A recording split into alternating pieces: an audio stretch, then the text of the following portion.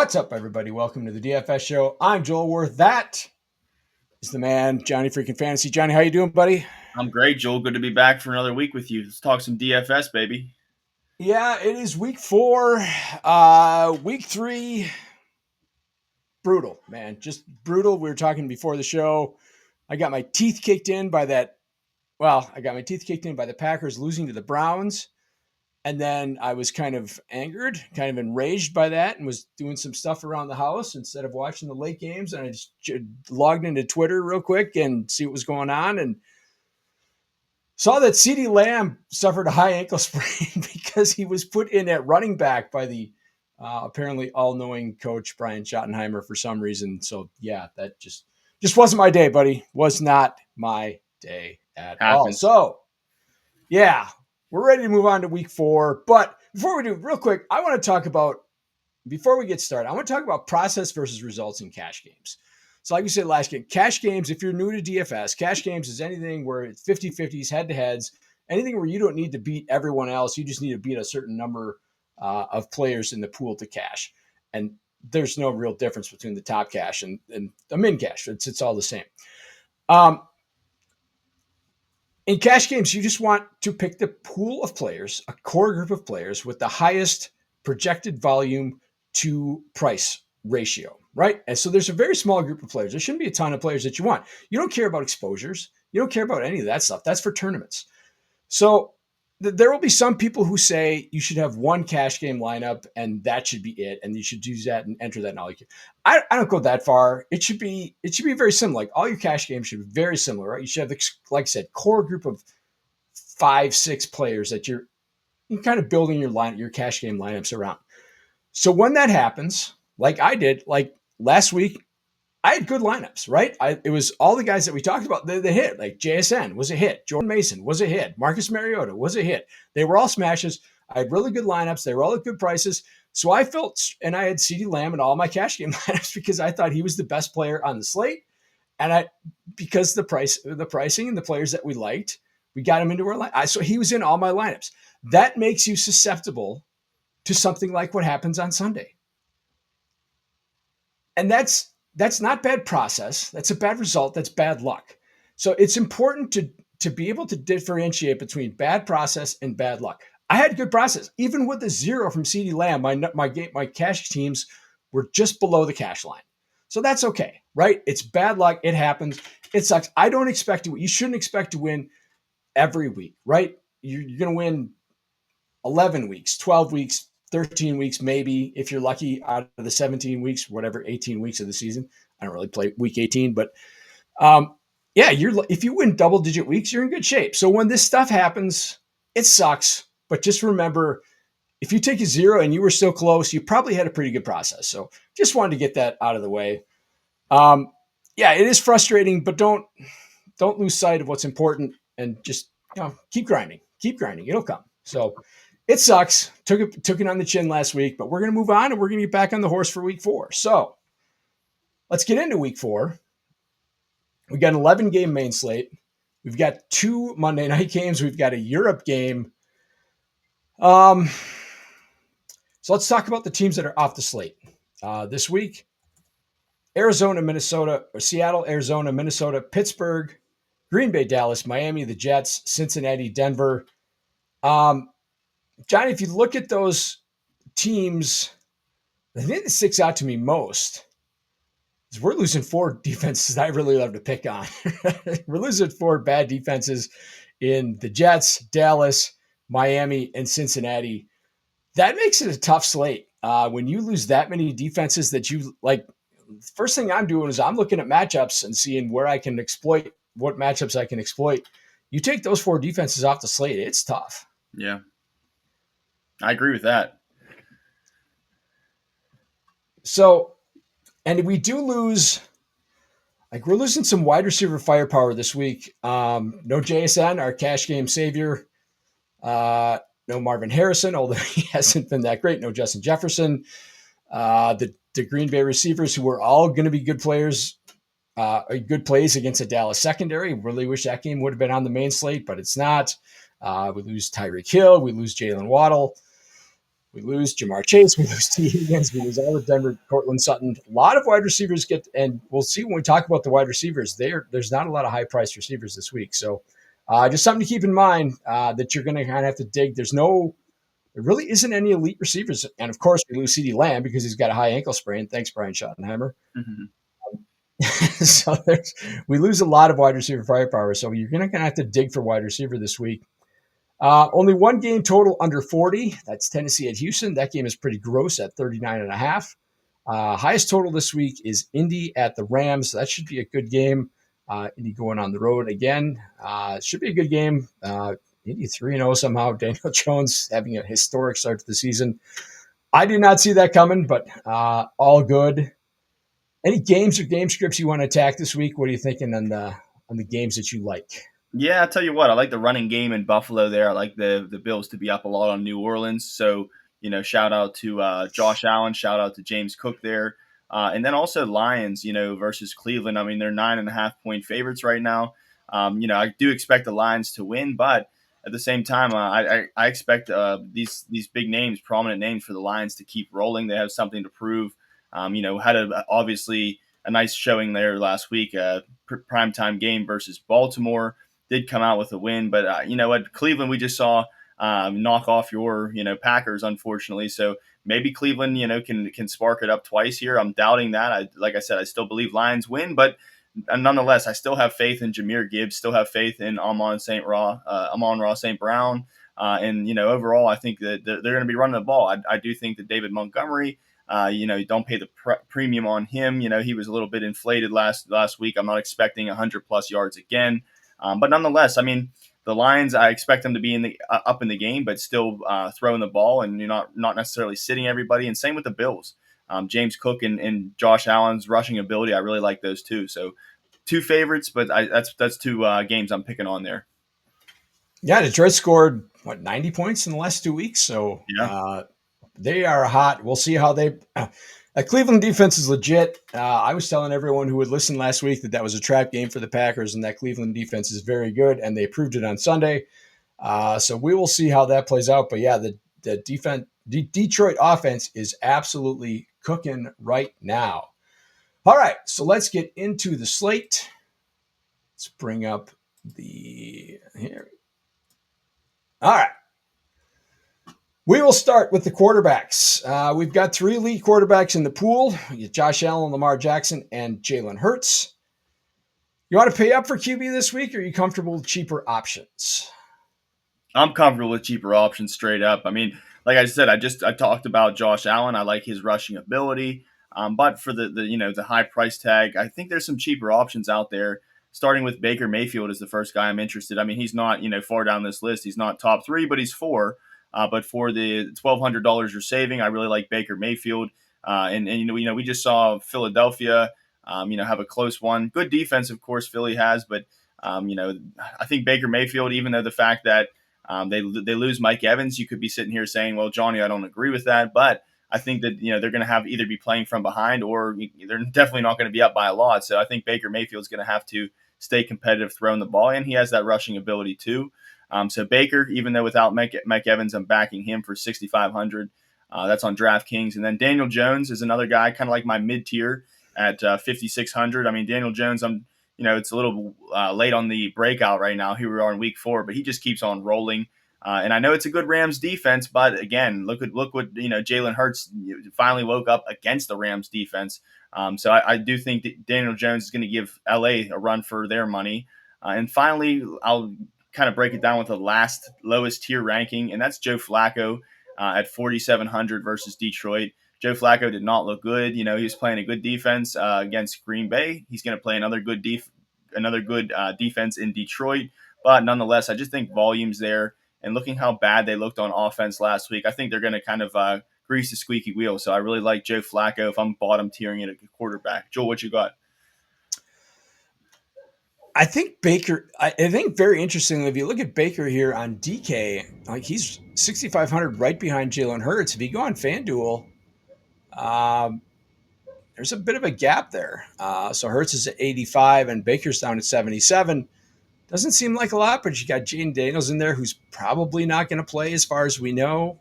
Recording this on Tuesday night, so we don't know yet. But Justin Herbert, you got Patrick Mahomes in between. Not saying those guys shouldn't be there, but Baker looks like a nice option on FanDuel. So I might be more interested in playing him there because he looks like he's a little bit cheaper there relative to the other options. I think it's going to be interesting to see if Chris Godwin comes back this week. We've heard he might. We've heard that Tristan Wirfs might come back this week. Sounds like he's a little bit more likely to come back than Godwin. So that would really help, right? They were down, 3-4 offensive linemen last week. So that would definitely help. So I don't mind that call at all. Philly has been, like, Adoree Jackson has been very, very bad. So if you can find someone that you can kind of isolate on him and pick on him, I think that's a nice option there as well. I'm a little bit worried about Josh Allen starting him this week. He's the highest priced QB on FanDuel and on DK. Just because, like you said, that game script could get out of hand. I love James Cook. We'll talk about him in a second. I just don't know if he's going to have to throw this week, right? Against New Orleans, they may just keep him out of that game script. So if I had to pay up, I think I would lean toward Hurts because that Tampa defense is a bit of a pass funnel. So I would probably lean toward Hurts if I'm going to pay up. Some lower price options I do like. Caleb Williams against Vegas. Caleb had a great week last week. Vegas is very bad against the pass, just a bad defense in general, so I like that. And then we talked about Jaden Daniels. If he's out again, I'm going back on the Mariota train. But we'll see. Again, we need to see how that plays out. But if I have to play an elite quarterback, it's Hurts. If not, I'm probably going down to either Caleb Williams or Marcus Mariota if he's playing this week. All righty, one more thing. What do you think about Jackson Dart, who we just found out today is going to get his first start for the New York Football Giants? He is $4,500 on DraftKings and $6,000 on FanDuel. I believe that's minimum price for a quarterback.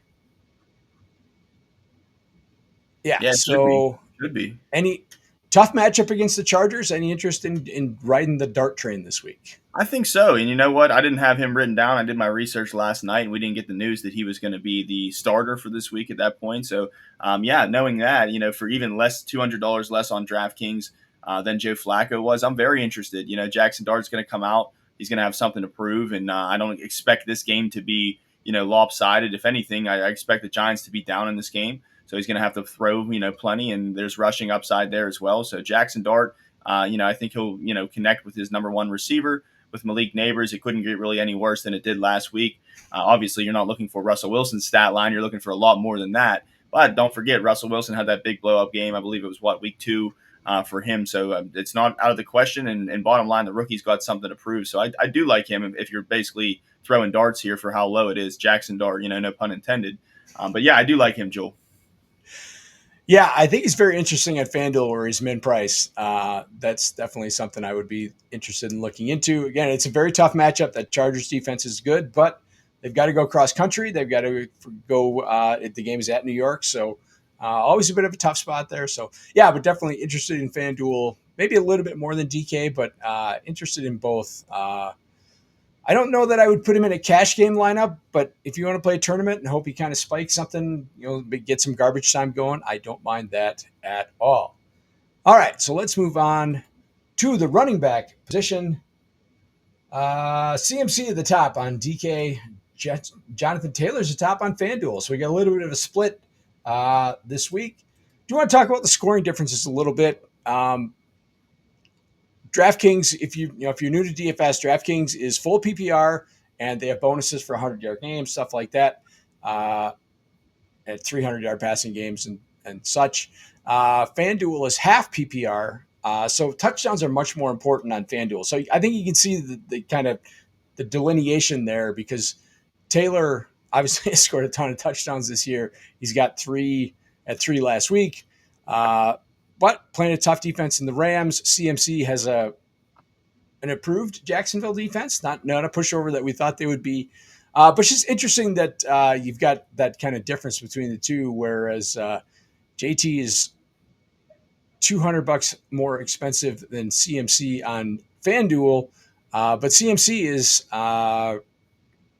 actually quite a bit. He's $1,000 more expensive than JT on DK. So again, if you're gonna split between the two, Jonathan Taylor becomes a much more appealing start on DK than he is on FanDuel.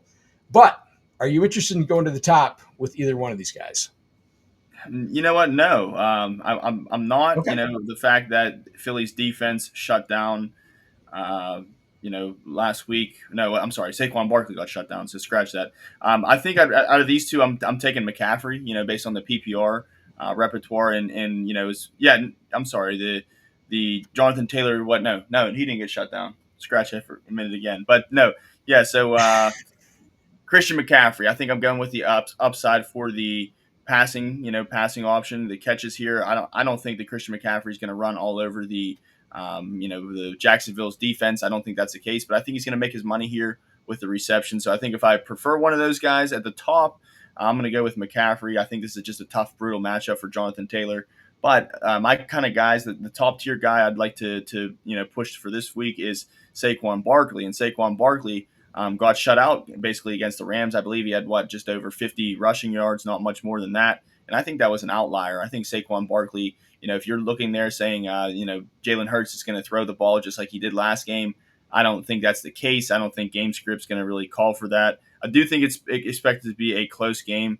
But with Saquon Barkley, I think, he got we talked about how many touches he got last year. He kind of got a little bit of rest this past week. And I think he's going to, have a bunch of volume, and I think he's going to make good on it.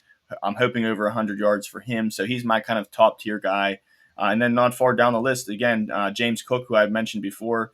I do think that, there's a good real case that maybe he comes out more often. Ray Davis gets some more looks because they're up so much. But I do expect James Cook to kind of be a touchdown, for one or two. We've seen him have 3 touchdown games. So I think that the touchdown opportunity is going to be very rich there for James Cook.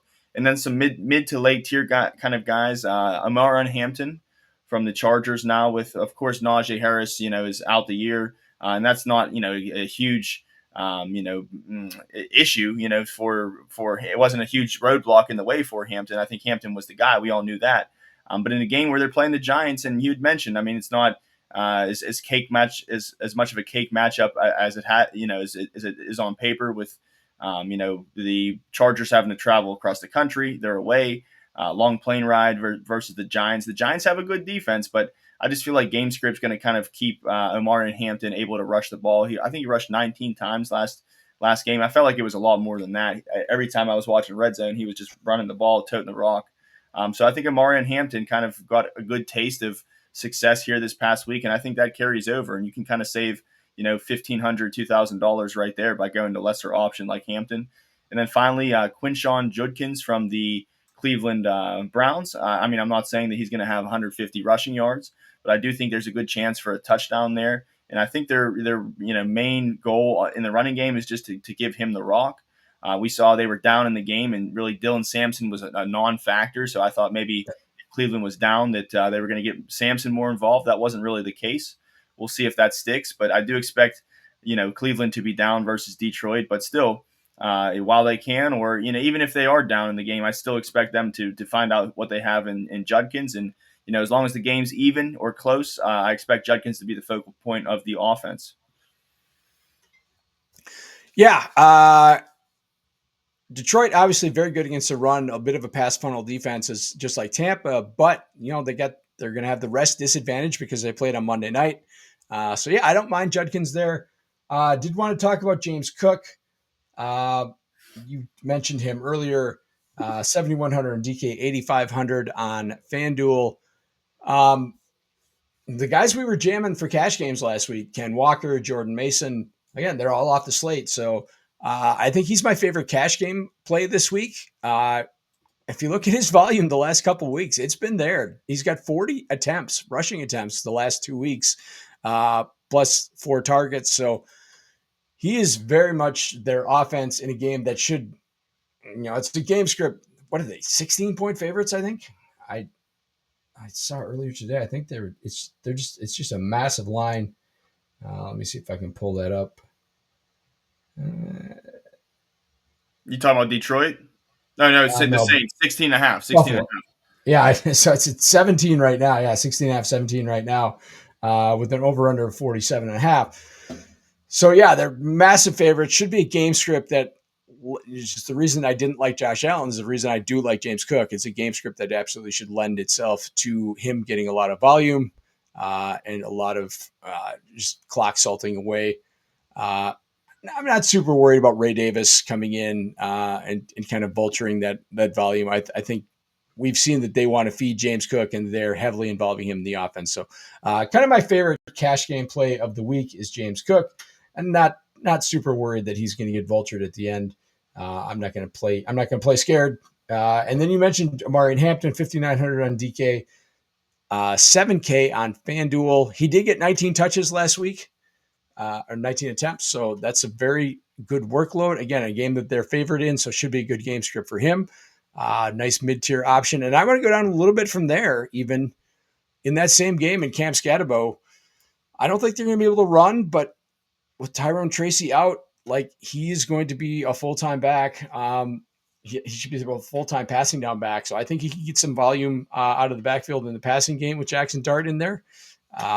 Jackson Dart's a bit of he's a one-read guy, right? He came from Ole Miss where that's a one-read offense, a little bit of a manufactured offense. So he's going to have that dialed in for him. But um, I think if that read is there, and if they're going to focus on taking away Malik Neighbors, he's just going to look to dump it off to Cam Scatterbo. So I think there could be some good volume for him, and he's only 5,500 on DK. So I think that's a nice option as well. All right, let's move on. I like that What's call. that? Yeah, I think that's a game. Normally, you don't want to play running backs in the same game, but this is one I could see just because I expect such heavy volume in the passing game from Scatterbo, assuming the game strip goes like we think it does. If it flips, if the Giants are competitive in this, and then maybe it doesn't work, but we'll see. Or Giants are winning this game, then we'll see. That might not be good for Hampton, but that's not something I'm going to worry about right now. So I'm not going to play that way, obviously. Let's move on to the wide receivers. Again, it feels soft at the top. Don't get me wrong. I love Puka at 7,900 on DK and 9,400 on FanDuel. I love Puka, but I love being able to take Puka as kind of a fade off the top options like the Jamar Chases and CeeDee Lambs of the world. I'm not sure that I love him as much as the best play the best play on the board. How are you feeling about the top of the slate this week? I'm also not really enamored with it. Puka. Of course, I do think he's going to get volume. I think that it's an outrageous price. I think there's guys a little bit lower. Not to say you're saving thousands of dollars, but you look at Puka and then you look at somebody like Malik Neighbors, and boom, Malik Neighbors. There was a possibility that he could have 40 points. There was a possibility he could have 2 catches, but that was against the Chiefs defense, so I'm not really too worried. I do think the Jackson Dart and company and the Giants will have much better success throwing the ball against the Chargers than they did against Spags' defense there. So I really like Malik Neighbors. I think he's a value get. I get Puka, like you're going to get the volume, and that's kind of a security thing. And they'd also have Davante Adams to take pressure off. That's something you got to worry about with some of these other guys like Neighbors. Egbuka, even though I like Egbuka a lot, who's the second guy that is Chris Godwin going to be back? We really don't know that yet. But I'll tell you what, speaking on Egbuka, I think he's better than I don't think that's a hot take. I think we all think that he's better than Mike Evans at this point. Mike Evans is a difference maker in the red zone. But I mean, when the cards were stacked against Baker Mayfield last week in that comeback. I understand they need to get points and yardage quick, but man, Emeka Egbuka looks so darn good catching the ball, and just his awareness, his chemistry early on with Baker Mayfield. I think this is a guy who might end up as the best rookie wide receiver, and of course that's not a hot take either. But I'm willing to pay the 6,800 on DraftKings with him. He's actually my second guy. Neighbors the first. Egbuka is my second one versus Philly, and I do expect Tampa Bay to be down. If anything, be lucky to be even. maybe squeak out a win in the last couple minutes. But Philly, we think is a better team. So I think Egbuka is a smash play here just based on volume and the chemistry he has. I'm not doubting Baker Mayfield. And, watching Egbuka last week, not doubting him at all. Also, Keenan Allen for 5,300 is another guy who I like this week a lot versus the Giants. I understand it's a good defense, but at the same time, Keenan Allen, he just done nothing but produced. Maybe you get lucky, he gets another touchdown. I mean, he's another kind of like that. Those veteran guys when they get in the red zone, all he has to maybe he has 4 catches for 28 yards, but 2 touchdowns. And there's always, of course, more upside than that with Keenan Allen. So I expect him to be a nice medium play between volume and touchdown, probability. Further than that, Luther Burden, we saw him finally kind of wake up last week, and he's got a good matchup versus Vegas this week, and maybe there's continuity into that. Of course, all he needs is, you're probably not getting 10 catches with him, but all he needs is 1 or 2 big catches, and he can make his daily bread. So I like Luther Burden a lot. Further down the list, Cedric Tillman. I think this is a good week to play Cedric Tillman. Maybe we'll kind of get that Luther Burden effect. Pay the small price and get a big return. Cedric Tillman, I think, honestly, my opinion was and still stands before the year that Cedric Tillman was going to have the better output statistically speaking than Jerry Jeudy, and I still back that. I still think Cedric Tillman's the better play long term here. So I like Cedric Tillman a lot for 4,200 on DraftKings at Detroit. And then finally, just a guy who's getting volume. I know he's gotten touchdowns and the yardage it hasn't really been there, but I still think Alec Ayominor from Tennessee is a great bet here at just south of $4,000. You're paying $3,900. I think he's a great flyer at the wide receiver position. We know that they made a switch for Tennessee. Is it Callahan's gonna not call the plays anymore? Correct. Yep. Correct. Yeah, so I think that maybe it hurts. I just think there's not many options to throw the ball to, and I think the whole offense kind of improves based on that. And Alec Ayominor has that rapport with his rookie quarterback, so I think if you're throwing darts down there, that's a great stab versus Houston. Yeah, Houston's a tough defense, obviously, and it's the lowest total game on the slate. But you can see 3,900. It's not tough to pay off that price when he's got 15.6 and 13.8 DK fantasy points the last couple of weeks. He's basically easily paying off that price. So yeah, I don't mind that call at all. Calvin Ridley, I've expected him to kind of take over, and it just hasn't happened yet. So it doesn't seem like he's going to be dominating targets there. I do like Puka quite a bit. I don't want to disparage him when I say I don't like him at the top of the list. You look at this target volume, 15, 9, 11. That's 35 targets in 3 weeks. Just a cash game smash there. Neighbors, I love in tournaments, but I'm not touching cash games, right? Cash games all about projectable volume. And we saw the Chiefs, they basically went Belichick on the Giants, right? They said, we're going to take away your best option. You try and beat us with something else. And they did. 7 targets, 2 catches, 13 yards. So yeah, I like him as a tournament play. I don't think you can trust him in cash until we see, Jackson Dart just peppering him with targets and forcing the ball to him. Then I'll maybe get into him in cash. But yeah, a nice tournament option because obviously the massive upside is there. Again, tough matchup. That Chargers defense is very good. So tough matchup as well. And then I was going to ask you, how you feeling about, are you buying into the Trey Tucker thing? No, it's a good matchup against Chicago, but where did this come from? 3 catches for 12 yards 2 weeks ago, and then he goes 8 for $145 and 3. I'm not buying into it. I think there's a point in Wish time. I would have known that was coming.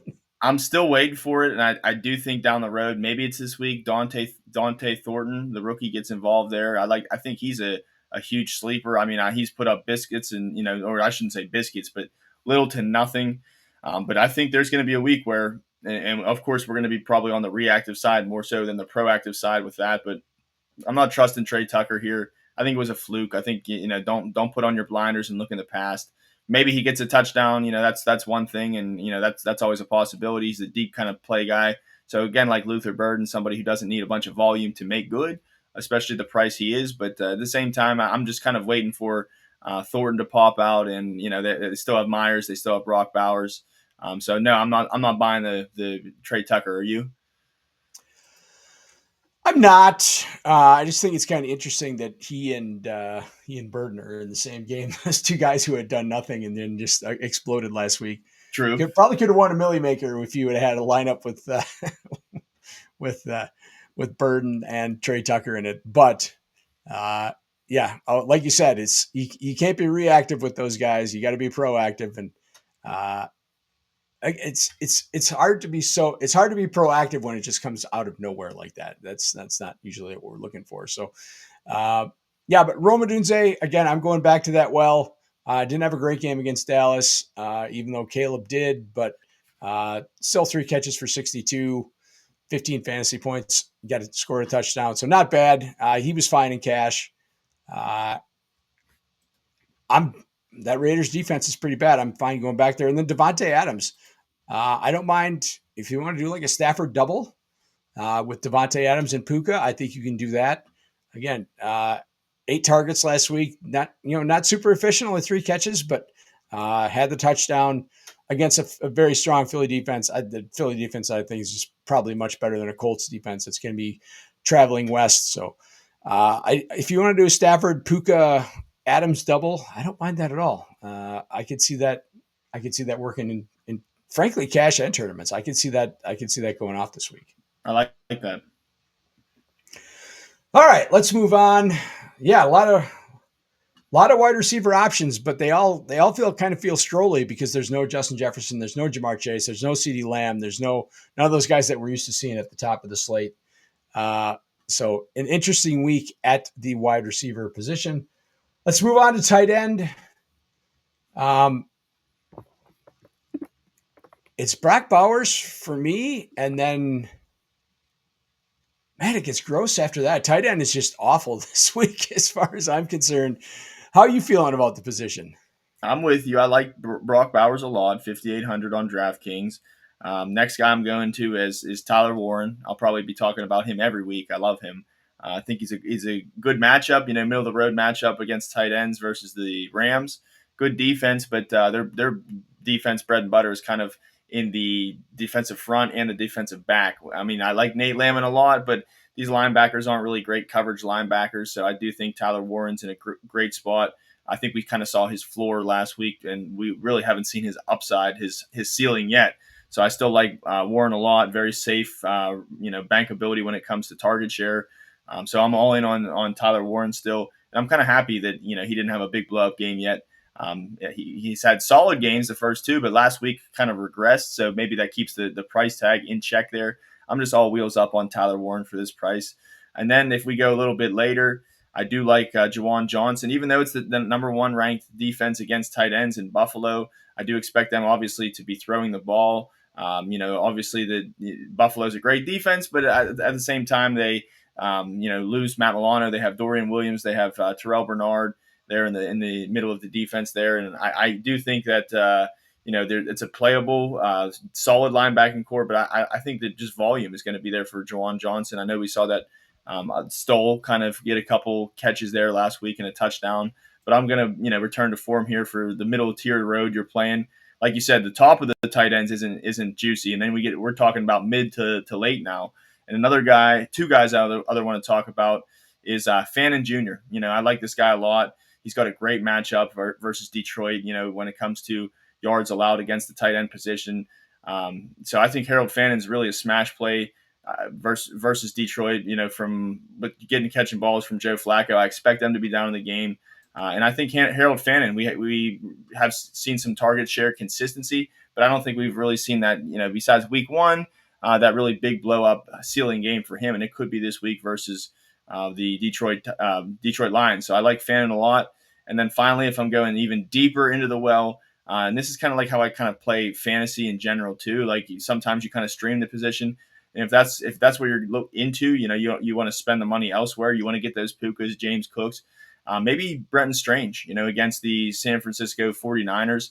I do like him. It's a kind of a favorable matchup middle of the road, but more on the favorable side. And he's only 3,200. I expect him. Maybe Brian Thomas Jr.'s struggles continue. They haven't seemed to be getting Travis Hunter much involved yet. Maybe that changes this week.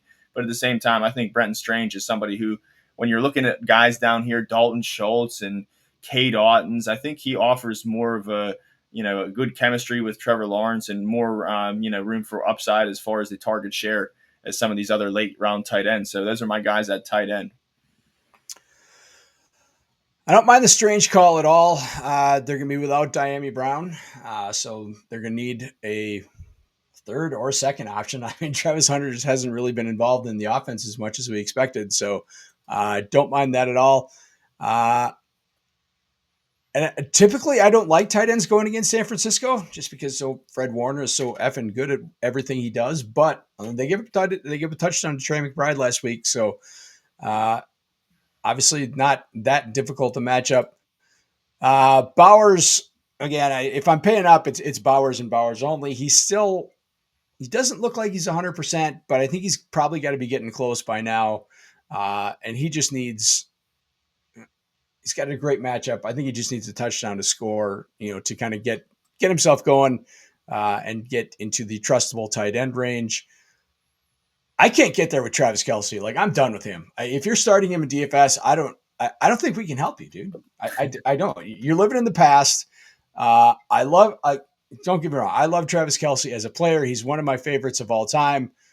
It's just not happening for him. 4 for 26, 4 for 61.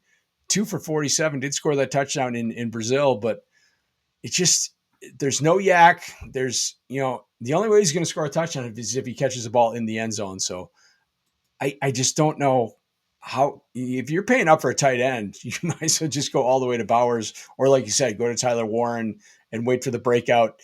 Kincaid had a touchdown last week and almost had a second. So I don't mind that. I like all those options better than Kelce. I like the call for Fannin. I think he's just a good player. And we saw Detroit give up just on Monday night. They resurrected Mark Andrews out of the scrap heap. So yeah, that shouldn't be an intimidating matchup. Probably the one place where they're going to have an advantage is at the tight end position with both Fannin and Njoku.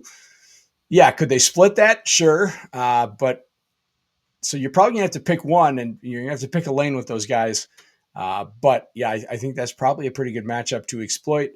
And then one guy I do want to look at, go all the way down to 2,600. Rondé Gadsden finally got active, got to play in a game, and got 7 targets, 5 catches, 46 yards, $2,600 salary on DK. So what's he, 8 points to pay that off? He had 9.6 points without a touchdown last week. So at that price, I'm all for it. Yeah, Giants are a good defense, and there's a ton of target competition, but that price is just so cheap that he almost, like, if he just scores a touchdown, like he's paying that off just off the rip. So right. That's, if you want to, if you're like me and you look at the top of this chart and go, I don't like any of these guys, maybe I'd just rather pay down. I think it's a good scroll to go all the way down to a Rondé Gadsden, 2,600 on DK. And let's see what he is on FanDuel. I think I'm just going to search because that's going to be easier. 4,000. So basically stone min for a tight end. So yeah, both sites, I think he is a good play. All right, Johnny, time for your specialty, the defenses. Last week, the top defenses that you were paying up for are the same or different defenses, but going against the same teams. Yeah. Last week it was New Orleans and Cleveland. That it was Green Bay and Seattle at the top of the chart, and they were playing New Orleans and Cleveland. And now this week it's Buffalo and Detroit at the top of the chart, playing New Orleans and Cleveland. You still want to chase those guys, or what do you like to pay down? What are you liking if you want to pay down this week? I'm still chasing them. I really like the Bills versus New Orleans, and that's the cream of the crop. DraftKings 3,700. Yeah, I'd really like the just the picking on bad teams here. And like you said, we're kind of options limited here. So I am going to kind of stick with the cream at the top. So Buffalo, even though I'm sorry, it is a home game for Buffalo too. So Yep. at Buffalo and just a bad New Orleans team, I mean I expect it to be a little bit better. How can it get any worse than it was against Seattle last week? But nonetheless, I still think that's worth the money here. But basically, stay safe here is what I'm saying with these defenses. And then we turn it over to Detroit. Listen, I think Cleveland got their luck out of the way last week.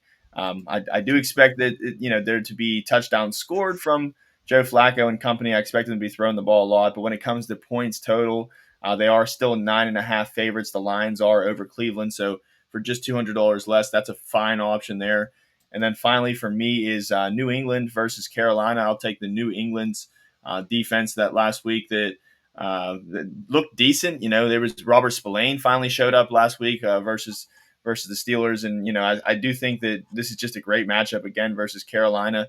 I'm exploiting that. It's a away game for Carolina Panthers too, and I'm just kind of banking on Bryce Young not finding his upside here against New England on the road. So those are my top three. Obviously don't have many sleepers there, but if I were to take a sleeper, I do like the Chicago Bears versus Vegas. Maybe there's a chance that Geno Smith that last game was kind of a fluke.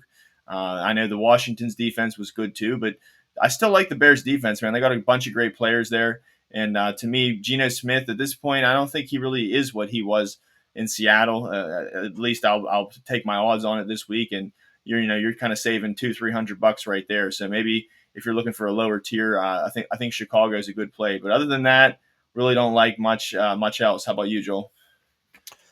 Yeah, the interesting thing is if you want to pair like classic DFS strategy, you want to pair one of your running backs with your defense, you're gonna have to pay for it this week, right? Because you got James Cook, expensive option with the Bills. You got Jahmyr Gibbs, David Montgomery, expensive options with the Lions. Did want to point out a big discrepancy in pricing here between FanDuel and DK. FanDuel's got the Colts on the road at LA as their third highest priced defense on FanDuel. They're all the way down at the bottom, near the Yeah. bottom at 2,600, right above the Panthers. So that's interesting. I would not recommend them on FanDuel. So if you got a hankering to play the Colts, I would jump over and do that on DK. But yeah, it's if you want to pair your running back in your defense, you're going to probably have to pay up for it this week. Again, Hampton and the Chargers, McCaffrey and the Niners. The options are going to be fairly expensive if you want to go that route. One pay down option I really like is the Titans. 2,300 on DK and then 3,500 on FanDuel, a little bit more expensive there. Houston offense looks terrible. Like they're Horrible. brutal. Like Horrible. terrible offensive line. CJ Stroud looks like he sucks. I hate to say it, but he just looks bad. This offense looks non-functional. Lost to Jacksonville last week. There's a chance this might just be a bad team, right? I mean, yes, they have a very good defense. Yes, Nico Collins is awesome. When you've gone through two offensive coordinators in 2 years and they both look this bad, maybe the head coach should look himself in the mirror and say, maybe I'm the problem. So maybe they've got a D'Amico Ryans problem in Houston. Yeah, I think he's probably a very good defensive coach, but I'm not sure how good he is as a head coach. And I don't know if his offensive philosophy is meshing. And he certainly doesn't have the offensive line to do whatever he may want to do. So that's just an offense that I want to attack. I don't love any of the Titans skill players necessarily, or defensive, IDP players, but that looks like a bad offense, and it's one I want to go after. And Tennessee has been able to kind of before last week had been able to kind of muck up games a little bit, and just keep teams out the field with Tony Pollard running, controlling the ball. So I don't mind the Titans if you want to kind of get a cheap option. You need to save some money, pay down. Like I don't want to pay down for the Browns against a team that scored 90 points in the last 2 weeks, or the Saints going against Buffalo. So if you really want to pay down on DK, I like the Titans. I like that the call of the Patriots. Last time Carolina was on the road, they gave up a defensive touchdown to the other team, to the Cardinals. So touchdowns make your defenses in DFS. So I like that call as well. All right. that will do it for week 4. Johnny, we need a better week than week 3, but I think we're going to have one. What do you think? No, CD Lamb taking that ankle injury, these fluke injuries, things happen, like you said, man. I mean, maybe maybe you want to stack. We talked about going against it if you're having all Bills players. Hopefully they stay healthy and the game flow is good to you. But I think only up from here, Jules. So I like what we got out there. We kind of contrasted on different players too. So I think there's a plethora we gave these guys out here, viewers and listeners, of different options. And, hey, nothing's given. Puka could, drop a 0. Malik Neighbors could drop a 0, could get injured too at any given time. Not trying to curse anybody. But. Not trying to curse anybody, But hopefully we didn't say it last week about CD, and maybe we should have. Maybe it would have been healthy. But, yeah, I think this is, like you said, missing a lot of those teams there that we like to pick on in defenses, and a lot of, top-heavy wide receivers gone. But I still think there's a lot of value here for our viewers and listeners this week. Yeah, I think this is probably a week that's good for someone like me because I can just be agnostic about all the players and just say, okay, yeah, I'm not going to get kind of over-invested like I was with CD Lamb last week. So I think this is probably a safer week for me. So, all right, looking forward to week 4. Johnny, tell everybody where they can find you and what you got going on. Yeah, you can find me on Twitter at JohnnyFreakinF1. Like Joel said, I'm a big IDP guy. I just dropped our week 4 IDP waiver wire. So if you're in those IDP leagues, check us out on the IDP Plus podcast. Just type in IDP plus sign on YouTube, and you will see all those great playlists. We also have IDP advice shows, rankings, IDP waiver wire, IDP rankings, everything IDP, and some offense too. So I appreciate you having me back again, Joel, and I look forward to another nice week of week 4 football and be back here for the DFS show for week 5.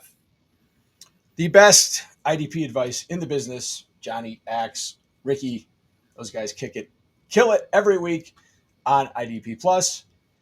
You can find me at the Joel Worth on the Twitter and on the Blue Sky, and talking about the Thursday night game, previewing it every week with Mark Salino here on the DFSG Plus channel. Do us a favor, like the video, subscribe to the channel. We get all kinds of cool stuff coming out every week. Thanks for checking out the DFS show for week 4. Good luck this week, and we will see you next week for week 5. Thank you for watching the IDP Plus YouTube network. If you enjoyed this video, give it a thumbs up and don't forget to subscribe to our channel. Be sure to tap the bell icon to get notified whenever we upload new content.